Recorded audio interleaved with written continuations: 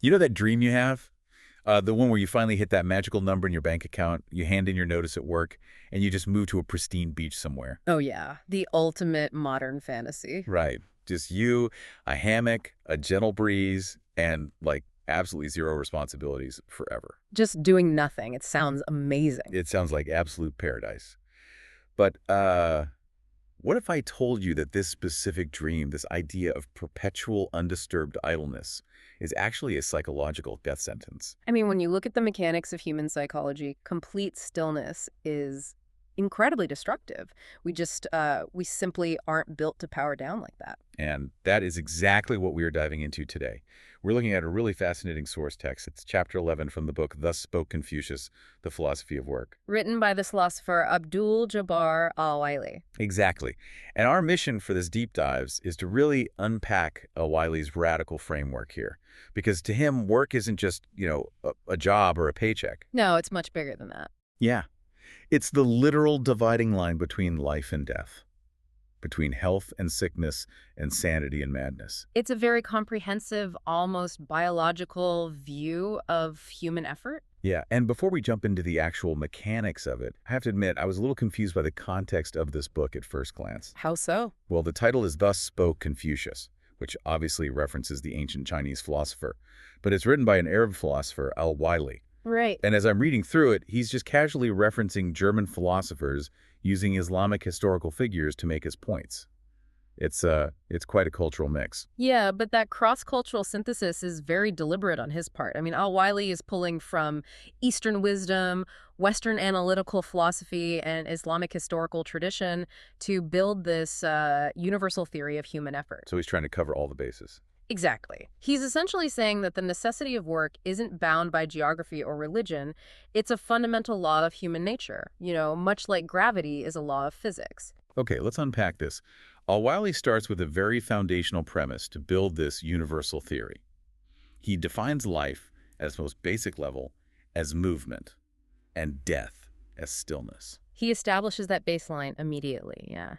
Work is the central pillar of civilization, of wealth, and even of physical healing. Which is wild to think about. Right. He argues that idleness impoverishes the rich and literally sickens the healthy. It's not a passive state, it's an active decay. Yeah, and one part of this chapter that really stuck with me was how he illustrates that active decay. He uses this incredibly vivid analogy about the human mind and the stomach. Oh, the digestion metaphor. It perfectly captures the underlying mechanism of anxiety. It really does.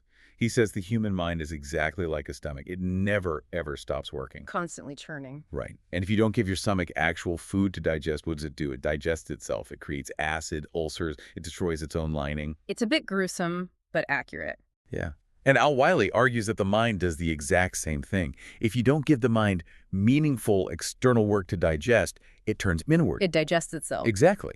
By chewing on obsessive thoughts, paranoia, and imaginary miseries. What's fascinating here is how he connects this biological reality to our social behavior.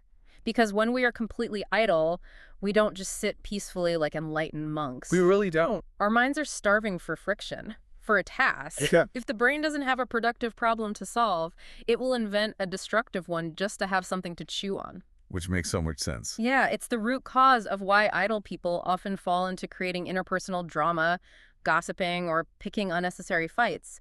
It's a desperate, subconscious attempt to relieve the agonizing friction of an empty mind. It's like having a car engine running in neutral, but someone put a brick on the gas pedal. That's a great way to put it. Like the engine is screaming, it's working frantically, but it's not actually moving the car anywhere. So eventually it just overheats and burns itself out. Exactly. And Al-Waily actually points to historical examples to show how this engine burns out, even in brilliant people. He brings up the philosophers Schopenhauer and Al-Ma'ari. Okay, yeah. Both of those men are known historically for their extreme pessimism, right? Like their worldviews were famously dark and cynical. They were very gloomy. But Al-Waily offers a very clinical diagnosis for that.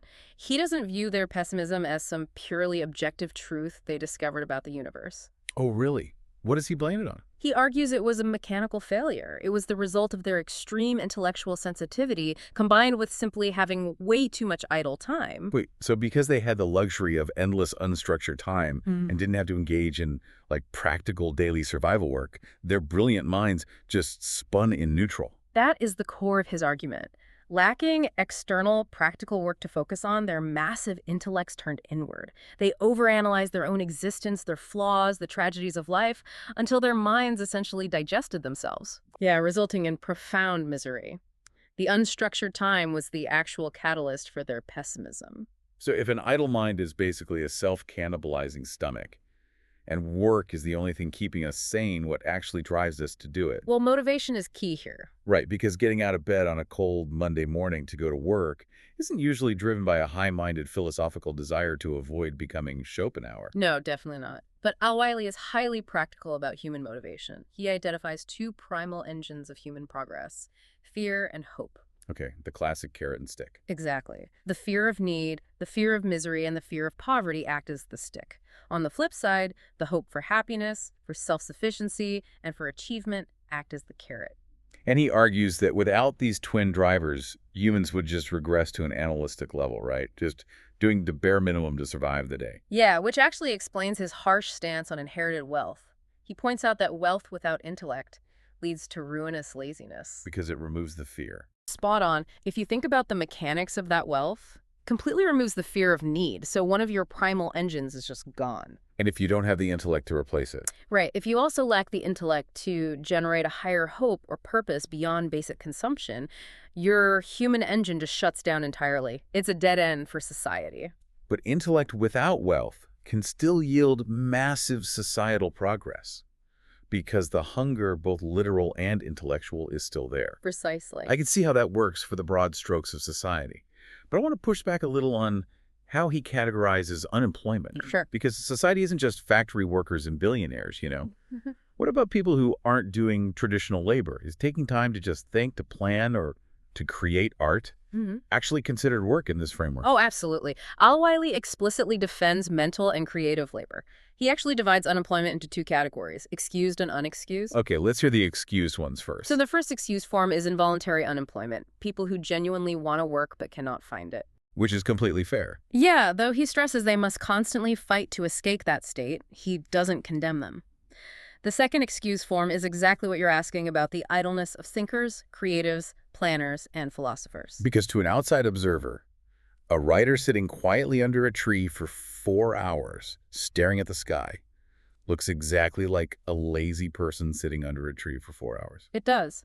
But it's all about intent and output. Mental labor is absolutely labor in his eyes.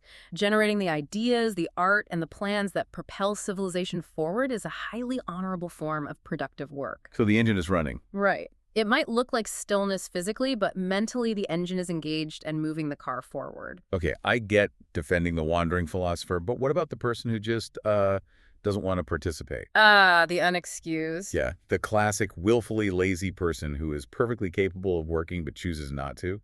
Does Al-Waily have any sympathy for them? None whatsoever. For the willfully lazy, his unexcused idleness, he believes they deserve absolutely zero assistance. Yeah, he categorizes their laziness not as a harmless personal lifestyle choice, but as a highly destructive force. He actually puts it on the exact same moral level as gambling or a severe drug addiction. Wait, comparing someone who is just willfully lazy to a severe drug addict, that feels incredibly harsh, doesn't it? Is he being literal here or just trying to be provocative? He's being quite literal about the structural damage it causes. Think about it. A severe addiction doesn't just harm the addict. It drains the family's resources, creates emotional turmoil, and pulls energy away from the community. Yeah, I see that. Al-Waily argues that willful laziness does the exact same thing. The lazy person consumes resources they didn't earn, burdens their family, and creates a rod of apathy that can spread through a community. So they're like a parasite in the system. In his framework, yes. It is a parasitic drain on the collective movement of society. Okay, so work, whether mental or physical, is mandatory for our survival, our sanity, and the health of our community. But surely the definition of what that work looks like has to change over time, right? How do you mean? Like, the demands on a 5-year-old are totally different than the demands on a 50-year-old. Oh, definitely. And Al-Waily introduces the concept of stage-appropriate work to address exactly that. Work isn't static. It evolves as our capacities evolve. So a baby has a job. Yes. For a newborn baby, crying and thrashing around isn't just random noise. That is its work. It is actively working to develop lung capacity and muscle tone. That's a really cool way to look at it. And for a child, playing a game with rules is rigorous work. It's how they learn physics, social dynamics, and coordination. Then youth and adulthood, naturally, demand serious, focused endeavor to build a foundation. Here's where it gets really interesting. What happens at the end of that timeline? Retirement. Because we are aggressively sold this narrative of modern retirement. The idea is you hit 65, you get a pension, maybe a gold watch, and you permanently stop. You go sit on that beach we talked about at the beginning. Right. But Al-Waily calls this traditional form of retirement a half-death. Half-death. It's a chilling phrase, isn't it? He warns heavily against the modern concept of just completely stopping your life's momentum. If we think about that momentum, it's like a massive freight train that has been traveling at 80 miles an hour for 40 years. Exactly. You can't just throw a switch and expect that train to sit perfectly still in a rail yard. That kinetic energy has to go somewhere, otherwise the train derails. That is a perfect way to visualize it. That kinetic energy is the executive function of the brain.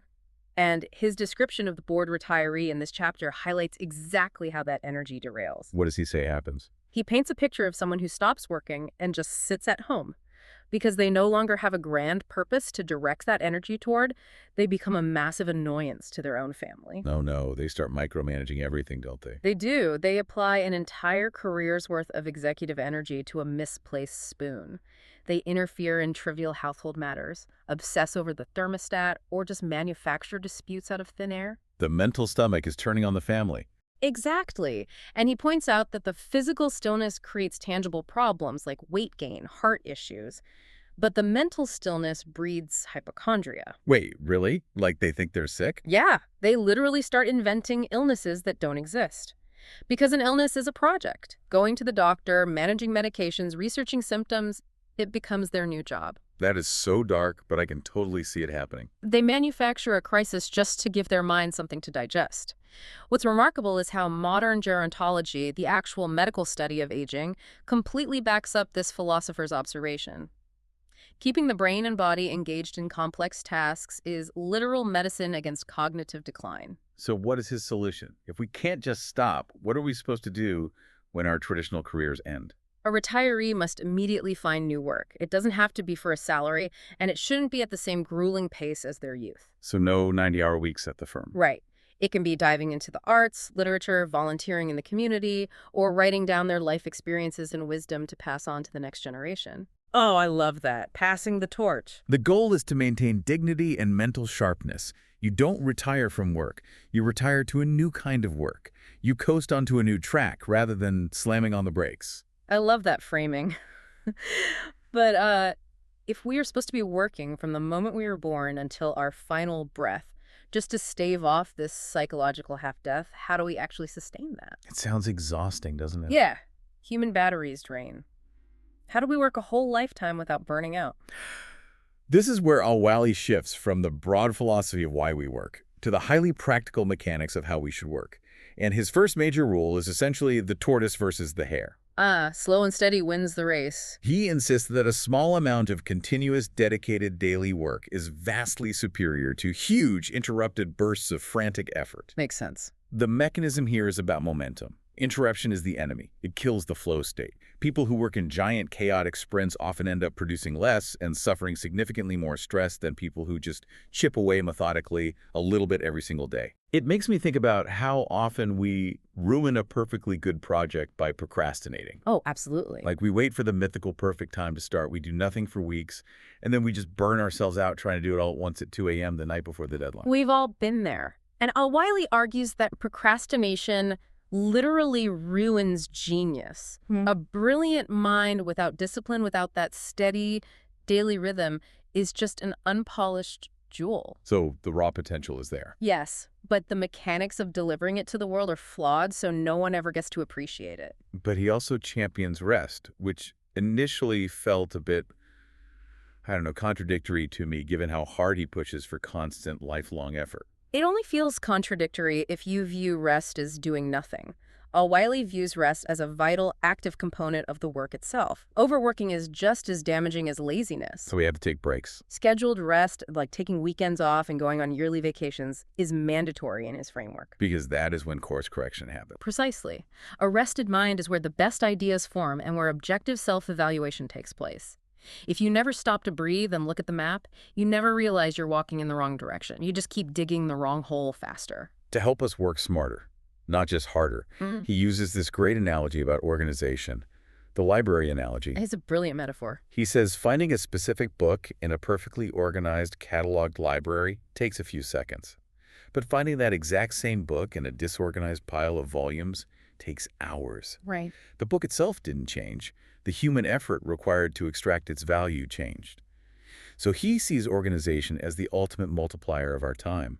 Order is the sign of a mature mind. But he takes that concept of organizing a physical space and beautifully expands it outward into how we organize our social behavior. Oh yeah, he ties personal organization directly to social etiquette and good manners. He does. That was the part I found really deeply profound, but I want to make sure I fully grasp the ELI5 version of it. How does putting a book back on a specific shelf relate to, say, not blowing cigarette smoke in someone's face? Think about it as reducing systemic friction. In a library, when books are where they belong, the system requires zero extra energy to navigate. You just walk in and get what you need. Okay, simple enough. Good manners are the exact same thing, but for human interaction. Knowing when it's appropriate to speak up, knowing when to be silent, respecting physical space, it's all about putting things in their proper place in the social sphere. So bad manners are basically social clutter. Yes. When people behave unpredictably or rudely, it forces everyone else to expend mental energy dealing with that friction. Organized social behavior allows society to function smoothly so we can all focus our energy on actual work rather than navigating interpersonal chaos.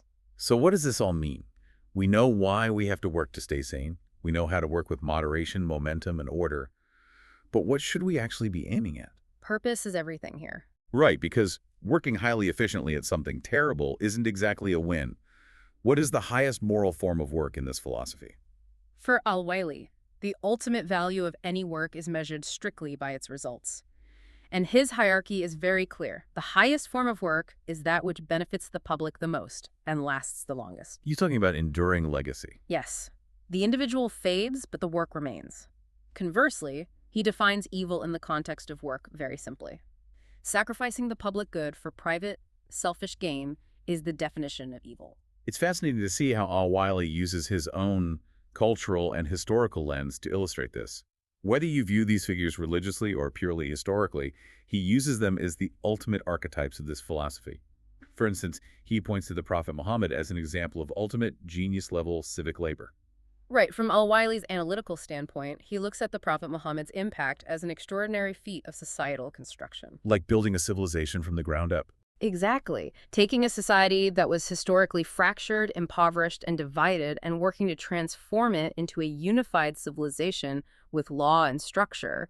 The sheer scale and endurance of that work lasting centuries makes it, in his framework, the absolute pinnacle of prioritizing the public good over private comfort. He also brings up the historical conflict between Al-Hussein and Yazid to show the stark contrast between public sacrifice and private greed. In his analysis of that history, Hussein sacrificed everything, including his own life, for the public good, which meant standing against corruption.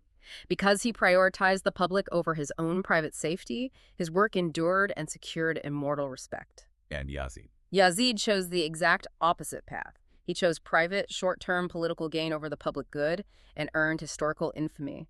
The legacy of their actions proves the core point. True work outlives the worker. True work outlives the worker. That is a very heavy metric to hold your own daily life up against. And he specifically aims this metric at a modern institution that shapes all of our lives, the media. His critique of the media is incredibly sharp. He points out that spreading ignorance and evil is easy. It requires almost no effort, much like indulging in addiction. Right, it's just tapping into base instincts. But teaching goodness, truth, and complex ideas requires immense, grueling effort. Therefore, anyone who holds a megaphone, the media, or even individual creators today bears a massive responsibility. If a piece of media cannot provide a clear, lasting benefit to society, he insists they must at least abide by the medical oath, do no harm. Basically, if you can't be useful, at least don't be a pollutant in the social library. It forces a hard audit of the content we consume, and more importantly, the work we choose to put out into the world. It really does. So, to summarize this journey for you listening, work, through Al-Waili's eyes, is absolutely not just a 9-to-5 burden that we should be trying to escape. It is the core engine of our physical health, our mental sanity, and our societal legacy. Doing nothing isn't a reward. It's an active state of decay, moderation, consistent daily effort, and a relentless focus on the public good. Those are the actual mechanics of a life well lived and a mind that is at peace.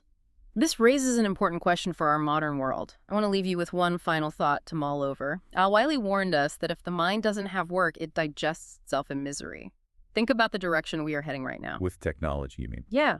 We are racing at breakneck speed to build AI and automation to do all our work for us. The ultimate goal of modern technology seems to be creating a society of total, effortless leisure. But based on Al-Waily's philosophy, well, if we actually succeed in eliminating human work entirely, are we building a utopia or are we accidentally engineering a world of universal psychological half-death? Wow. Are we literally coding ourselves out of our own sanity? That is a necessary question to ask as we move forward. Thank you for joining us on this deep dive into Abdul Jabbar Al-Waily's framework. Take a hard look at your own day-to-day, find the right movement for your life, organize your library, and maybe reconsider that dream of just sitting on a beach doing absolutely nothing forever. Keep the engine running and keep it in gear. We'll catch you next time.